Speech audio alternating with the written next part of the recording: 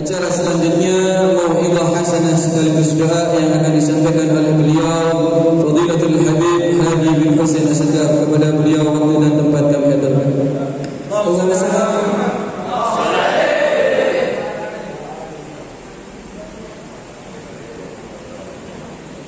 ala Nabi Muhammad. Assalamualaikum warahmatullahi taala wabarakatuh.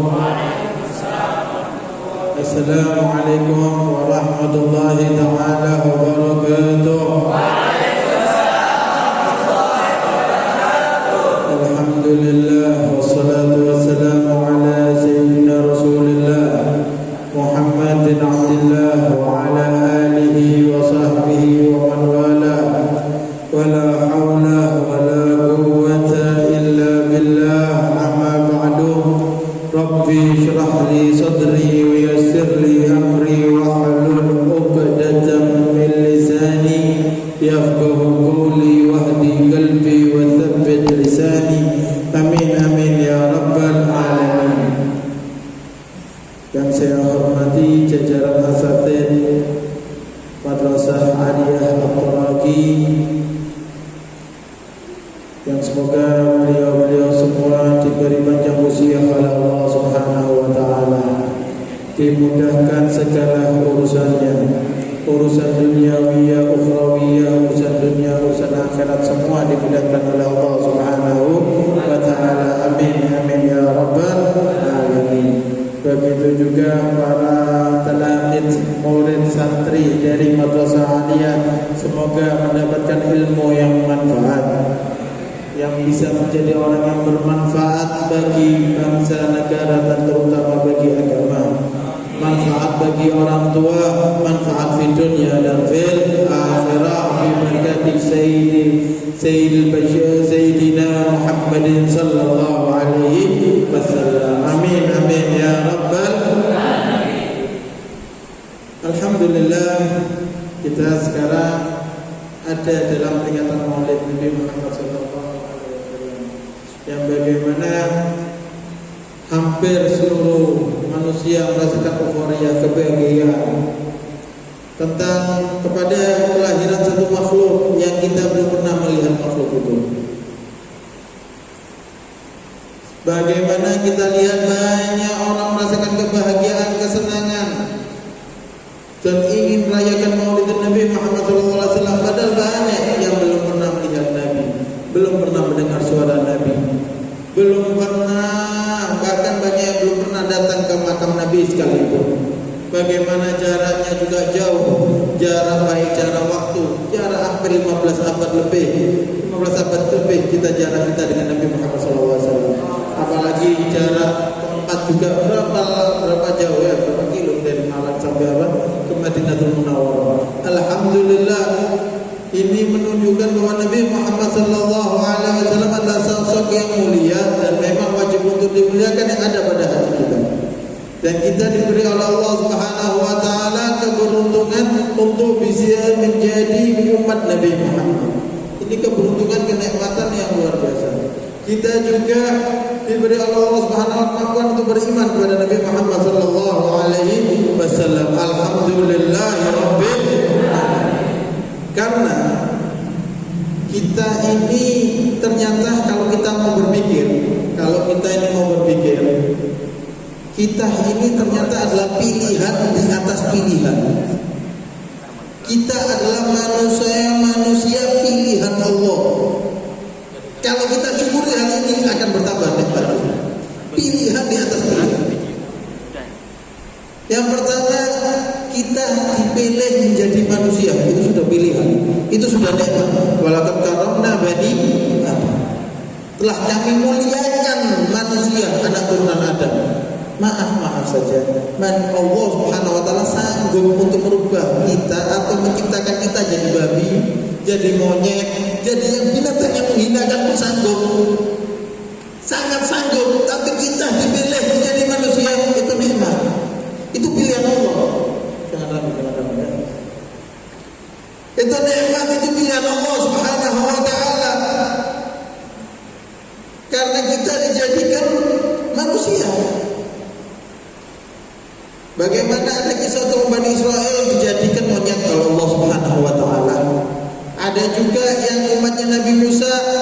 dijadikan babi oleh Allah Subhanahu wa taala. Alhamdulillah kita terlahir sebagai manusia, bukan terlahir sebagai babi, bukan terlahir sebagai monyet, bukan terlahir sebagai binatang. Alhamdulillah ada nikmat. Ternyata manusia itu banyak manusia. Dari zamannya Nabi Allah Adam, Abul Bashar sampai sekarang ada berapa juta, berapa miliar, berapa puluh miliar manusia yang telah diciptakan oleh Allah Subhanahu wa taala. Kita diciptakan menjadi orang yang beriman. Kita diciptakan menjadi orang yang beriman. Pilihan lagi. Pilihan lagi. Kita bisa saja Allah Subhanahu wa taala menciptakan kita menjadi orang-orang primitif yang enggak ngerti apa-apa.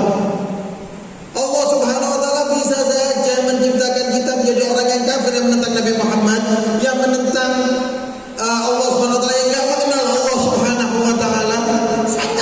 Sangat bisa hal itu.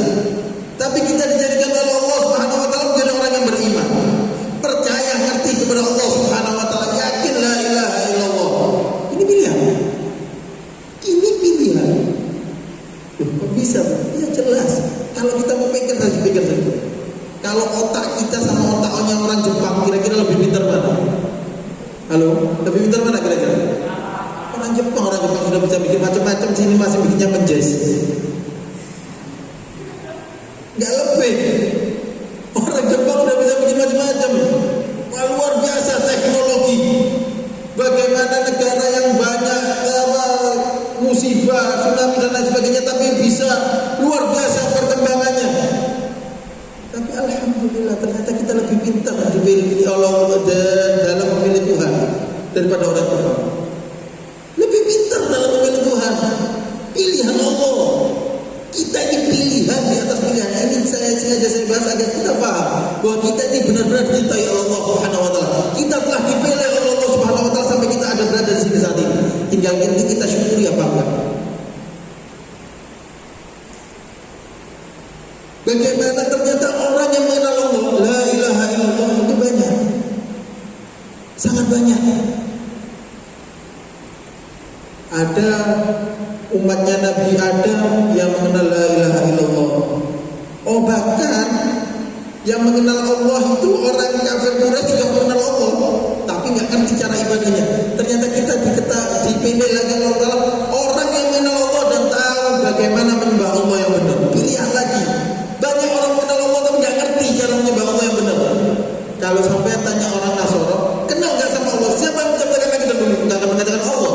Kalau sampai tanya pada orang Yahudi, siapa yang menciptakan langit dan bumi? Akan mengatakan Allah.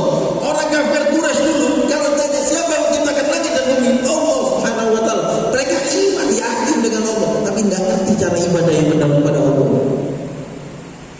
Kita dipilih lagi orang yang kenal Allah, ngerti cara ibadah kepada Allah yang benar. Ngerti cara ibadah Allah kepada Allah yang benar. Udah berapa pilihan? Dipilih jadi manusia, dipilih mengenal Allah, dipilih mengerti cara ibadah kepada Allah yang benar. Sudah ada 3 derajat yang kita lewati. Alhamdulillah. Ternyata orang yang mengenal Allah, mengerti cara ibadah kepada Allah itu banyak. Umatnya Nabi Adam yang iman pada Nabi Adam, ada umatnya Nabi Nuh, 80 orang yang iman pada Nuh, mengenal Allah, mengerti cara ibadah pada Allah yang benar. Umatnya Nabi Musa, umatnya Nabi Isa yang iman pada Nabi Isa, iman pada Nabi Musa, mengerti cara ibadah yang benar, mengenal Allah Subhanahu wa taala. Kita dijadikan khairu ummatin, menjadi umatnya Nabi Muhammad. Sebaik-baiknya umat ukhrijat linnas. Ini yang diidam-idamkan oleh Nabi Allah Musa alaihissalam. Bagaimana Nabi Allah Musa alaihissalam ketika beliau bermunajat kepada Allah Subhanahu wa taala, ketika beliau Nabi Musa ini dikasih oleh Allah SWT, wa kallama Musa taklima. Musa ini bisa langsung berbicara, berkomunikasi langsung pada Allah tanpa melalui malaikat Jibril. Nabi Allah Musa ketika berbicara kepada Allah Subhanahu wa taala dan bagaimana Allah Subhanahu wa taala memberi pengetahuan pada Musa tentang umat Nabi akhir zaman, umat Nabi Muhammad, bagaimana sifatnya dan seluruhnya, dan seluruh para anbiya diberi keterangan tentang umat Nabi akhir zaman, yaitu umat Nabi Muhammad. Jadi seluruh Nabi itu mengetahui bagaimana sifat-sifat umat Nabi Muhammad SAW. Maka Musa mengharapkan apa? Ya Allah, jadikan aku umatnya Nabi Muhammad, jadikan aku umatnya Muhammad. Gak dipilih sama Allah Subhanahu Wa Taala. Nabi Musa yang mendapatkan derajat tinggi seperti itu masih menginginkan untuk menjadi umat Nabi Muhammad. Ini bukan berarti kita lebih mulia dari Nabi Musa, bukan. Nabi Musa derajatnya lebih tinggi. Ini tambah derajatnya bagaimana dengan menjadi umatnya Nabi Muhammad. Oleh karena itu, termasuk kelebihan dari Nabi Allah Isa alaihissalam, Nabi Isa itu banyak nisbatnya kepada Nabi Muhammad. Nabi Isa itu nabi, iya. Nabi Isa umatnya Nabi Muhammad juga iya. Umatnya Nabi Muhammad, Nabi Isa itu. Kenapa umatnya Nabi Muhammad? Nanti di akhir zaman beliau akan turun ke bumi bukan sebagai nabi, tapi sebagai umatnya Nabi Muhammad. Nabi Isa sahabat Nabi Muhammad juga iya. Kalau cerita yang benar bagaimana Nabi Isa itu bertemu dengan Nabi Muhammad ketika Isra Mi'raj di Masjidil Aqsa, maka kalau itu berarti Nabi Isa memenuhi syarat untuk sebagai umatnya Nabi, sahabat Nabi. Sahabat iya, umat iya, Nabi iya. Bahkan nanti di sebagian riwayat Nabi Isa itu akan menjadi mantunya Nabi Muhammad. Gimana? Beliau akan menikah di akhir zaman dengan salah satu cucu Nabi Muhammad SAW. Jadi mantunya Nabi Muhammad. Ini kelebihannya Nabi Isa. Nabi Musa menginginkan hal ini. Kita tanpa milih kita dijadikan umatnya Nabi Muhammad. Alhamdulillah. Ternyata umatnya Nabi Muhammad masih banyak juga. Masih banyak umatnya Nabi Muhammad. Ada yang umatnya Nabi Muhammad ini sukanya melaknat-laknat sana sini. Ada yang umatnya Nabi Muhammad sukanya membid'ah-bid'ahkan. Adanya umatnya Nabi Muhammad yang aneh-aneh deh. Sampai Nabi mengatakan sataftariqu ummati ila 73 firqatan kulluhum finnar illa firqatan wahidah. Akan terbagi-bagi umatku menjadi 73 golongan. Semuanya di neraka kecuali satu golongan. Ditanya oleh Nabi, para sahabat, siapa yang satu golongan itu? Maka ana alaihi wa ashabi. Siapa yang aku dan sahabatku menjadi pegangannya dia. Dalam riwayat yang lain bahkan sawadul a'dham, golongan yang paling besar, tanpa diragukan, tanpa ada keraguan lagi bahwa golongan Ahlus Sunnah wal Jamaah adalah golongan yang besar. Syukur kepada Allah Subhanahu wa taala. Kita jadikan orang yang enggak suka laknat, enggak suka membid'ah-bid'ahkan, enggak suka apalagi macam-macam sudah ajaran umat Nabi Muhammad macam-macam sudah. Dan gitu masih ada pengikutnya, padahal enggak ada yang masuk akal ini semua. Tapi kita jadikan umat yang ahlu sunnah wal jamaah, pilihan di atas pilihan. Berapa pilihan tadi yang telah saya ucapkan sampai kita berada di sini, kita menjadi umatnya Nabi Muhammad. Syukur. La in syakartum la azidannakum wa la in kafartum inna adzabi lasyadid. Kalau kalian mensyukuri, la azidannakum, akan kami tambah. Nikmatnya ditambah, nikmat iman ditambah, nikmat cinta kepada Nabi Muhammad ditambah, nikmat cinta kepada Allah ditambah. Wa la in kafartum, kalau kalian mengkufuri nikmat, inna adzabi lasyadid, sesungguhnya azabku sangat pedih, azabku sangat sakit. Na'udzubillahi min dzalik. Ketika kita telah mensadari bahwa kita ini adalah pilihan di atas pilihan, tentunya orang pilihan itu ada tugasnya. Gak mungkin orang ada pilihan gak ada tugasnya. Dipilih aja ada tugasnya. Presiden dipilih juga ada tugasnya. Kita dipilih menjadi berapa tadi? Jadi manusia, jadi mengenal Allah, mengenal Allah dengan dan tahu cara beribadah kepada Allah, menjadi umatnya Nabi Muhammad, menjadi Ahlus Sunnah wal Jamaah. 5 pilihan yang kita lewati, ya pasti ada tugasnya. Pasti ada tugasnya. Mau tahu tugasnya apa? Tugasnya cuma 2 hal. Ini diceritakan oleh Imam Ghazali dalam kitab Minhajul Abidin. Gak lebih dari 2 hal. Enak kan? Pilihannya banyak, tugasnya cuma 2 hal. Yang pertama adalah Wama khalaqtul jinna wal insa illa. Tidaklah aku ciptakan jin dan manusia kecuali hanya untuk menyembah kepadaku, beribadah kepadaku Allah Subhanahu wa taala. Tugas yang pertama adalah ibadah kepada Allah Subhanahu wa taala. Oleh karena itu enggak pantas ada umatnya Nabi Muhammad kita dikasih bilang gini, masih meninggalkan sholat atau subuhnya menjadi subuh duha. Enggak pantas. Ayo, ibadah, akhlak, ibadah. Ini tugasnya yang pertama adalah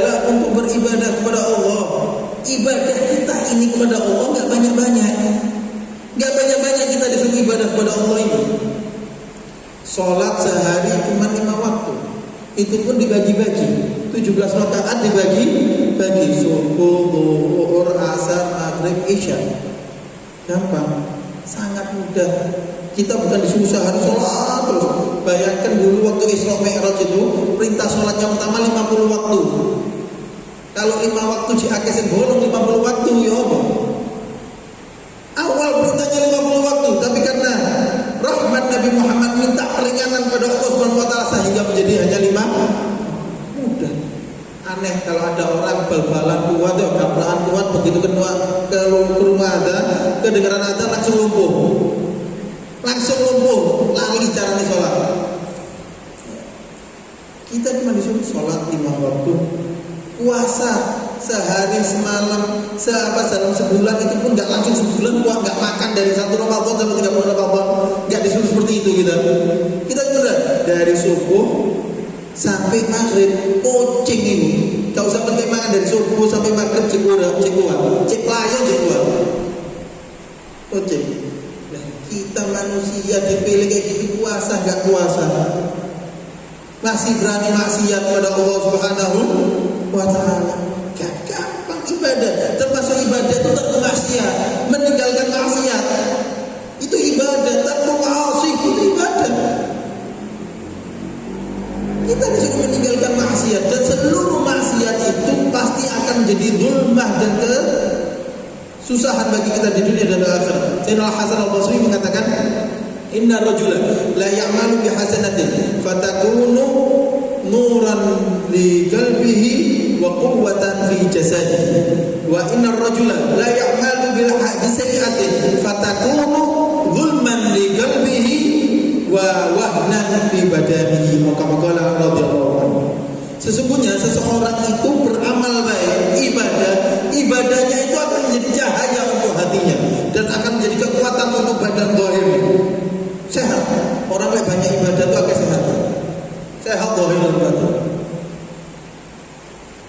Dan inna rajula la ya'malu bi sayyi'atin, sesungguhnya seorang laki-laki beramal dengan kejelekan, maksiat, maka kemaksiatan itu akan menjadi kegelapan dalam hatinya. Gak ono wong mari maksiat seneng lho. Sing wong rojo di maksiat, tak ono. Uripe seneng apa gak karena seneng. Tapi orang gak punya apa-apa, ibadah pasti hidupnya seneng. Masih gak biasa, tapi hidupnya seneng. Nah, ada cahaya dalam hatinya. Tapi orang pasti sumpah hidupnya gak enak, masih juga ya kan. Nanti anaknya yang ganyang, istrinya selingkuh, naudzubillahi min dzalik, luar biasa. Susah, gak ada enaknya. Zulman fi qalbihi wa wahnan fi badanihi, dan akan menjadi susah payah dalam penyakit dalam badannya itu. Banyak penyakit, banyak susahnya, lemes. Itu karena apa? Kemaksiatan yang kita perbuat. Kalau kan sampai masih muda-muda, jaga jangan maksiat. Insya Allah seger terus. Lorone titik-titik, nggak mungkin nggak ada sakitnya. Nabi yang nggak pernah maksiat aja pernah ada sakitnya. Tapi apa? Lebih banyak kenikmatan yang akan kita dapatkan dalam hati kita. Ini perkataan Sayyidina Hasan Al-Basri. Tapi maaf, tinggalkan maksiat. Kalau dulu, nah mudah-mudahan. Kalau dulu itu orang maksiat itu keluar ya. Kalau ada anak, wah keluar terus, ini dicurigai banyak maksiat. Kalau sekarang anak omahan tuh, diambil anak omahan. Itu zaman saya dulu. Anak omahan gak tahu nak dulu. Itu zaman saya tidak medeni tapi. Gak tahu metuna kamar, sama doa tambah medeni tapi. Dunia hanya sebesar apa? HP sekali. Hati-hati. Bagaimana di HP itu ada aplikasi-aplikasi yang membuat kerusakan moral luar biasa, kehancuran akhlak yang luar biasa. Saya mendapatkan informasi dari beberapa teman. Bagaimana di aplikasi-aplikasi apa di HP itu. Dan pernah coba saya download kerusakan moral yang luar biasa. Saya nggak mau sebutkan nama aplikasinya, takutnya nggak tahu mungkin nyoba nanti. Yang udah tahu, yang saya tahu, yang saya pahami, kalau punya itu tolong dihapus. Tolong dihapus. Alhamdulillah, kerusakan moral. Bagaimana orang ya Allah berhubungan sama wanita, wah alhamdulillah sudah rusak moral tanpa malu. Bahkan ada di aplikasi yang seperti itu, orang anak umur 8 tahun, 9 tahun, 10 tahun masih SD sudah rusak moralnya.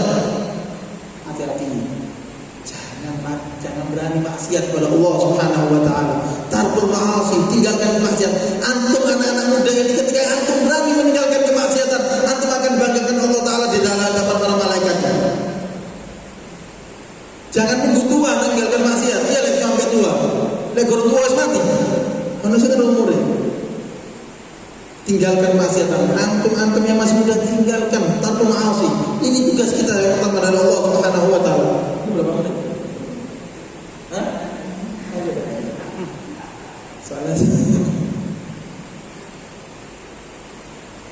Terus juga termasuk yang diperintahkan termasuk jenis ibadah adalah akhlak. Adab. Sekarang ini pemuda banyak yang adabnya sudah hancur. Pemuda yang adabnya sudah habis. Adab kepada orang tuanya hilang. Ngomong pada orang tuanya nyentak mengangkat suara di atas suara orang tua. Kita dulu masih diajari. Orang tua duduk di atas tidak boleh, ada duduk di atas. Nyelonjor kaki nggak boleh. Selonjor kaki dan depan orang tua nggak boleh. Itu pendidikan dulu. Adab, akhlak diajarkan. Kita lihat sekarang ya Allah, berani nyentak sama orang tua, berani melawan orang tua. Perintah orang tua selama tidak bentuknya maksiat kepada Allah dan Rasulnya wajib itu. Pokoknya duduk masih yang lain kalau wajib. Dan di situ ada keberkahan. Gak usah mikir meron. Di situ ada keberkahan. Apapun perintah orang tua, selama sekali lagi bentuknya bukan maksiat. Kalau mungkin antum punya pendapat apa kepada orang tua, sampaikan dengan baik, dengan akhlak. Jangankan orang tua yang masih muslim. Orang tua saya nggak apa-apa, beb. Orang tua saya bodoh, beb. Jangankan orang tua yang masih muslim, orang tua kafir, orang tuanya kafir. Dalam Quran ada wasahibhuma fid dunya ma'rufa. Berbuat baiklah, bersahabatlah, bertemanlah, berakhlaklah dengan kedua orang tuamu di dunia ma'rufa yang baik. Ini ayat turun tentang orang tua yang kafir. Kalau orang tuanya kan masih Islam, akhlak ada. Naudzubillah, kita lihat sekarang ya Allah, udah gak ada adab, gak ada akhlak. Kepada orang yang lebih tua gak ada akhlak, gak ada adab. Gak ada akhlak, gak ada adab. Kepada guru, kepada pengajarnya. Sayyidina Ali karramallahu wajhahu katakan apa? Anna abdun man alamani harfan. Aku ini adalah budak saya yang orang yang pernah mengajar aku satu huruf pun, meskipun hanya satu huruf. Ada adab. Dan adab akhlak inilah termasuk apa tugas utama Nabi Muhammad sallallahu alaihi wasallam. Innama bu'itsu liutamima makarimal akhlak.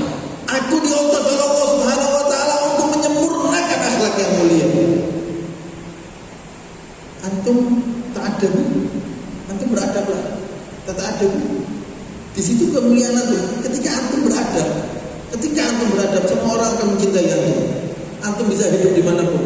Modalnya hanya adab, akhlak dan adab. Tetapi ketika orang tidak punya akhlak dan tidak punya adab, akan dijauhi Allah. Mau dia kaya, mau dia alim, mau dia iki wis gak alim, gak sugih, gak duwe adab. Wong sugih, alim, gak duwe adab, dijauhi sama orang, mengajar, gak suka orang. Iki wis gak sugih, gak alim, gak duwe adab. Kira-kira dia apa oleh orang? Sampah masyarakat kalau kayak gini. Orang yang punya adab akan menjadi sampah masyarakat. Naudzubillah min dzalik. Akhlak, adab hilang, tinggal maksiat, kerusakan moral. Oleh karena itu nggak tahu, ini kan ada siaran langsung, semoga sampai juga kepada orang yang bisa mengambil keputusannya, kebijakan di kota Malang ini. Ya, kita menyampaikan, insya Allah bisa nyampe. Allah yang dibalik, Allah yang menyampaikan, Allah yang akan menyampaikan. Bagaimana kalau kita lihat di jalanan Ijen itu kursi-kursi udah dipakai maksiat. Difasilitasi itu pakai uangnya siapa? Uangnya rakyat dipakai untuk fasilitas kemaksiatan, memfasilitasi kemaksiatan, dipakai orang pacaran dan lain sebagainya, maksiat. Naudzubillah min dzalik. Sekarang lagi dibikin lagi di sini kan. Semoga yang dibikin sekarang proyek baru ini bukan untuk tempat kemaksiatan, bukan fasilitas untuk kemaksiatan. Kalau itu menjadi fasilitas kemaksiatan, demi Allah nggak akan ada yang itu. Kalau uang rakyat dipakai untuk kemaksiatan, fasilitasi kemaksiatan, naudzubillah min dzalik, dan itu akan bertanggung jawabkan yaumul qiyamah di hadapan Allah Subhanahu wa taala. Wajib kita sampaikan, insya Allah Allah yang akan menyampaikan. Kita niatkan yang baik, insya Allah Allah Subhanahu wa taala yang menyampaikan. Supaya nggak terlalu panjang ya, saya juga barusan datang misalnya.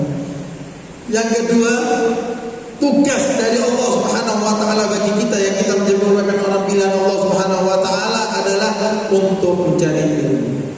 Allah Subhanahu wa taala berfirman dalam Al-Qur'an, "Allahu alladzi khalaqa sab'a samawati wa minal ardi mislahunna yatanazzalu amru bainahunna lita'lamu anna Allah qad ala kulli syai'in qadir wa anna Allah qad ahata bi kulli syai'in ilma."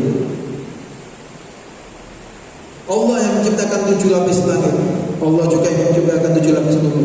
Yatanazzalu amru bainahunna, turun perintah dari langit ke bumi. Apapun yang turun perintah dari Allah, apapun yang terjadi di langit, apapun yang terjadi di bumi, itu semua perintah dari Allah Subhanahu wa taala. Bahkan daun yang jatuh pun itu atas perintah dan izin dari Allah Subhanahu wa taala. Itu semua diciptakan oleh Allah. Lita'lamu, agar kalian mengetahui, mempunyai ilmu, anallahu ala kulli syai'in qadir. Bahwa Allah Maha Mampu, wa anna Allah qad ahata bi kulli syai'in ilma, dan Allah telah meliputi segala sesuatu dengan pengetahuan. Segala sesuatu dengan pengetahuan. Imam Ghazali mengatakan ayat ini adalah ayat juga yang memerintahkan kita untuk mencari ilmu. Memerintahkan kita untuk mencari ilmu. Bagaimana ditegaskan lagi oleh Nabi sallallahu alaihi wasallam dalam Al-Qur'an, "Talabul ilmi fardhatun 'ala kulli muslimin," dan riwayat Muslim. Mencari ilmu itu wajib bagi setiap orang muslim dan orang muslim. Bagaimana juga Allah Nabi sallallahu alaihi wasallam menjanjikan bagi orang yang mencari ilmu, "Man salaka tariqan yaltamisu fihi ilman sahalallahu bihi tariqan ila jannah." Orang yang menempuh jalan untuk mencari ilmu, sahalallahu, Allah akan memudahkan jalannya untuk menuju surga Allah Subhanahu wa taala. Kita melangkahkan kaki kita untuk menempuh mencari ilmu, kita datang ke madrasah, maka Allah Subhanahu wa taala akan memudahkan langkah kita untuk masuk surga.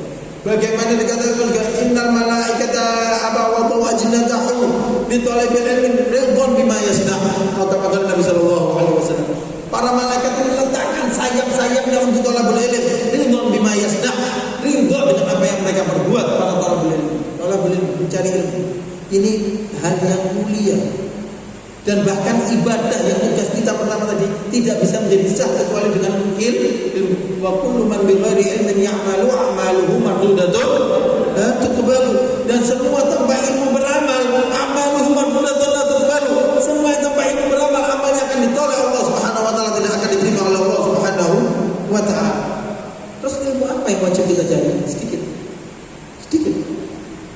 Untuk amal pribadi sedikit. Untuk amal pribadi ilmu yang wajib kita cari sedikit. Yang pertama dari ilmu tauhid dengan Allah Subhanahu wa taala. Bagaimana sifat wajib Allah, sifat mustahil Allah, bagaimana juga sifat jaiz Allah, sifat wajib Nabi, sifat mustahil Nabi.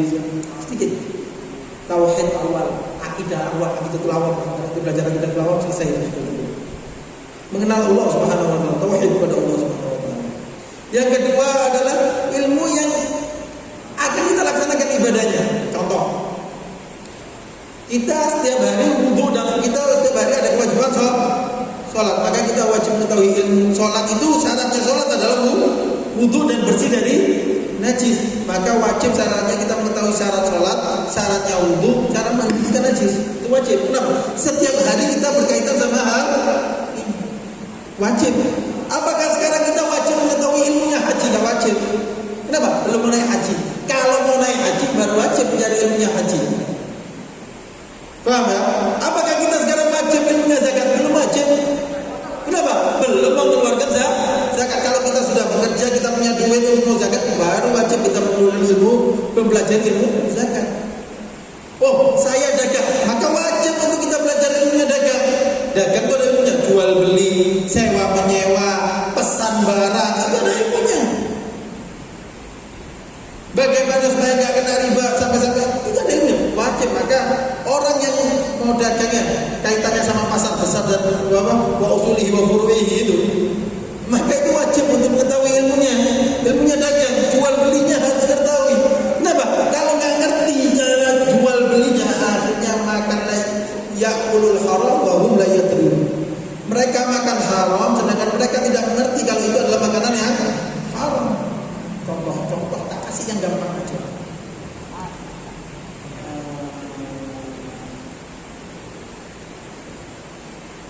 Barter makanan, boleh gak?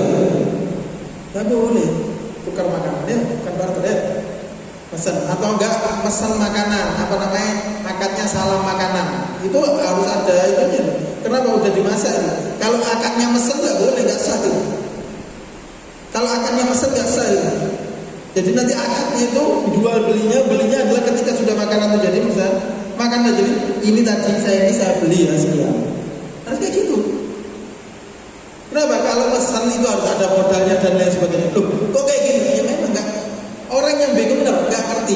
Ente pernah enggak ada acara tahlil apa? Mesen roti. Sah enggak secara syariat? Enggak sah. Enggak sah secara syariat. Nah, bagaimana? Ya harus dipelajari. Harus dipelajari. Untuk orang yang belum belajar itu enggak wajib belajar. Orang mau nikah baru wajib belajar ilmu. Kalau enggak wajib. Sebetulnya sedikit ilmu yang wajib untuk kita pelajari untuk amal pribadi. Untuk amal pribadi. Tapi kalau orang itu mau mengajar atau apa ya, ilmu yang dipelajari harus lebih luas, Oleh karena itu, alhamdulillah antum sekarang ada dalam keadaan thalabul ilmi, mencari ilmu. Maka inti dari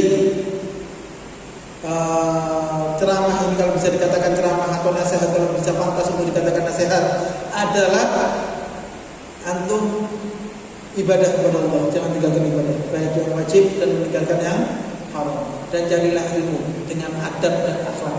Adab dijaga, akhlak dijaga. Antum kalau nggak ada adab di luar, nggak ada akhlak di luar, yang kena bukan antum pribadi.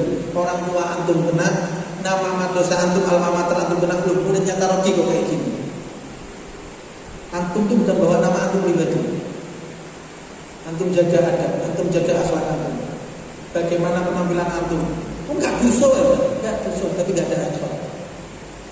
Adab itu penting. Contoh kalau enggak ada adab, sampean melihat ada orang sholat cuma pakai kaos kutang sama celana segini, bisa enggak sholatnya? Bisa enggak? Berdosa enggak? Mau sampai jadi makmumnya? Mau jadi makmumnya? Ayo kamu sebelum jadi makmumnya. Imamnya enggak kaos bawah ini, ya kaos enggak ada tangannya sama celana 7/8. Mau jadi makmumnya? Dan dosa itu, bukan dosa, enggak ada adab. Enggak ada apa? Akhlak, enggak ada adab. Itu gambarannya gampang. Antum pakai adab, antum pakai akhlak, maka aku mantap sama orang. Adab akhlak itu bukan tentu harus yang pantas untuk antum lakukan. Yang antum harus lakukan. Rambutnya, murid taroki rambutnya, apa jenenge kakaruannya, petal-petal kuno rokokan nang dalane, enggak pantas. Kalau ada yang merasa ya sudah tobat saja. Karena enggak ngomong ya, tanpa menuding sana atau sini ya. Katanya Habib Ali bin Muhammad Haji, masih kama majmul murid dalam waktu tobat ya asi dia betul. Ini adalah waktunya maulid. Tidak ada kayak majelis maulid. Ini adalah waktu tobat ya asi dia betul. Ini waktunya tobat ya asi, wahai orang yang bermaksiat tidak betul. Jika kau ingin bertobat pada Allah Subhanahu wa taala. Di majelis ini tempatnya kita untuk bertobat. Niatkan untuk kita tobat. Tobat kepada Allah Subhanahu wa taala. Sudah. Kalau kita merasa saya masih banyak berbuat maksiat, tinggalkan semua sekarang. Selesai sampai sini. Saya enggak mau lagi. Akhlak adab dijaga di dalam, di luar, di rumah, maka antum akan harum nama antum bagi antum sendiri, dan antum ingat-ingat antum akan disukai dan antum bisa hidup dimanapun. Modal antum adalah akhlak, adab, dan carilah ilmu yang manfaat, ilmu yang bisa antum amalkan untuk pribadi antum, dan ketika antum berkeluarga bisa antum amalkan. Hadza minni wal bikum. Wassalamualaikum warahmatullahi wabarakatuh.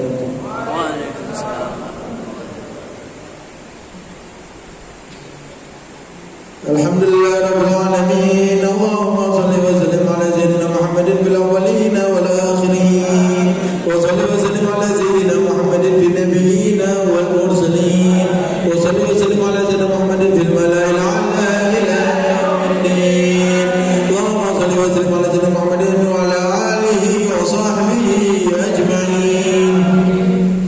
Wa lamma nadama al-fikru min dar al-awsaf al-muhammadiyyah بسيدي وحبيبي محمد صلى الله عليه وسلم يجعل سعي فيه مشكورا.